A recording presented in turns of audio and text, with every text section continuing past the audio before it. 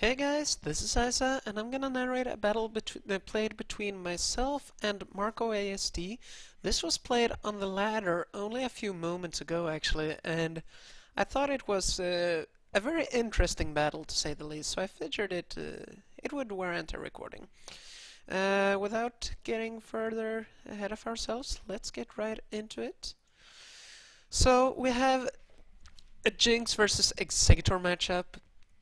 And this is obviously heavily in favor of Jinx. Curiously enough, Executor being used as a lead can be used to tell a lot of things about the opposing team. One is that it most probably does not have either Alakazam, Starmie, Gengar, or a Jinx. It's most of the time these teams feature Lapras and Golem. Earlier on I was playing Marcoasd and played a set versus this exact team, and it turned out that indeed he did have the four big ones: Chansey, Executor, Tauros, Snorlax, Lapras and Golem. So I kinda knew what to expect. Not to get too much ahead of ourselves here, we have Jinx sleeping Lapras and then attacking Chansey twice while being hit by two critical hit Thunderbolts. Snorlax comes in, takes an Ice Beam, Thunder Wave is used, and Snorlax is paralyzed. Cannot you do anything in terms of damage to this Chansey. Golem comes in on the Body Slam, does not take any paralysis. Executor comes in on the Earthquake, and finally we're back up to speed. Stun Spore is used. It's bound to hit something because Lapras was unlikely to come in. It does here, however. I predicted a switch of some kind. Not sure entirely to what, but I didn't expect Chansey to stay in. So Psychic once more was a very safe bet. Psychic is used. I use Stun Spore because I predict that Marco will nail my Jinx on the switch with a Psychic. And indeed he uses Psychic, however this time he gets a Specs drop. And he makes a good prediction here. He sends in his Lapras as I go for Boom. The reasoning behind the explosion being that if it would have hit the opposing Executor, his Executor would be at so little HP that it would never be able to get a sleep off. Instead, we get this scenario where this sleeping 10% Lapras is staring down at Tauros. It's very unlikely that it'll switch out into anything here. Nothing likes taking Body Slams, we know. I used Earthquake because I thought that if a switch were going to be happening, it would be to Golem. Snorlax now comes in. Marco could have saved his sleep clause activating Lapras if he wanted to, but Jinx is not a threat at 4%, and Egg is dead. Snorlax reveals Surf, and I mean it's a novelty option, but Marco doesn't have anything that specifically benefits from the removal of Golem.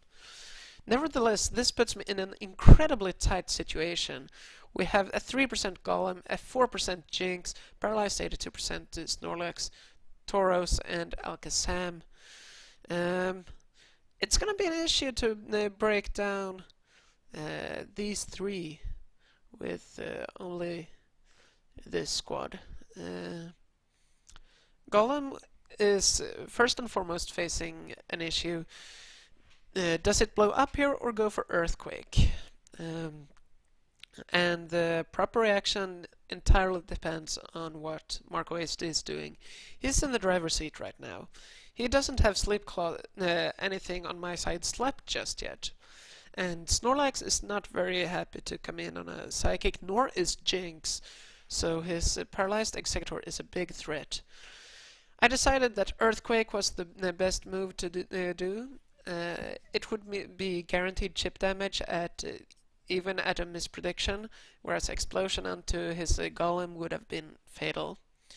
This Executor switch to me felt like part of a chain switch, so I used Earthquake once more. Lo and behold, it was. So now I'm in a slightly better position than before. Executor is still outside Hyper Beam range, but it took some damage. That's always nice, but most importantly is of course the fact that the opposing golem took an earthquake, and I win the speed tie and get another earthquake off. That's incredibly good for me. Tauros comes in. Something's gonna have to take a big hit, and I decide that this Jinx is not gonna do a lot versus a paralyzed Chansey. And Golem still has Explosion, and it outspeeds the entirety of Marco's team except for the Tauros in front of us. I send in my Snorlax. I believe that it's the best play. I don't need to risk the Tauros Ditto just yet, and using Alakazam would allow Executor to come in for free. Body Slam is used. Executor comes in, uses Psychic. He predicted the Golem, I believe, but I stay in and use Body Slam once more. And Snorlax notably has 50% HP. That's enough not to die from a Hyper Beam. Unless it's a critical hit. So I'm suddenly in a very good spot. Whatever comes in, I can blow up upon it, if I so wish to. And then Marco has to fight his way through 3 of my Pokemon with only 2 of his own. And he doesn't know. He doesn't necessarily. He might predict that I have an Alakazam, but he hasn't seen the Alakazam just yet. And Body Slam, Self-Destruct. It's a trade, and Chansey is unable to come in here. If I send in Tauros, Chansey dies. If I send in Golem, Chansey dies. So he has to send in Tauros, and that's when I reveal the Alakazam. I blundered by using Psychic. Thunderwave was the correct play. I got greedy and tried to predict a switch, but that was faulty.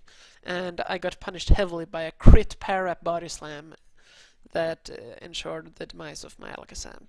So now we have Tauros versus Tauros, and I'm still in a good position. I just need to win this Ditto, and since he's pre-damaged, I should be all in the clear. Hyper Beam has a very high chance, not guaranteed, but a very high chance to kill here. However, Chansey has 72% and could survive a Hyper Beam. I decided to go for Body Slam, and it turns out to be the correct move. It paralyzes. My opponent's Body Slam does not paralyze, and that's more or less the game right there. This Body Slam will KO, and then I can just Body Slam until Chansey dies. Bam! Body Slam, miss, Hyper Beam, critical hit. And yeah, that's obviously huge.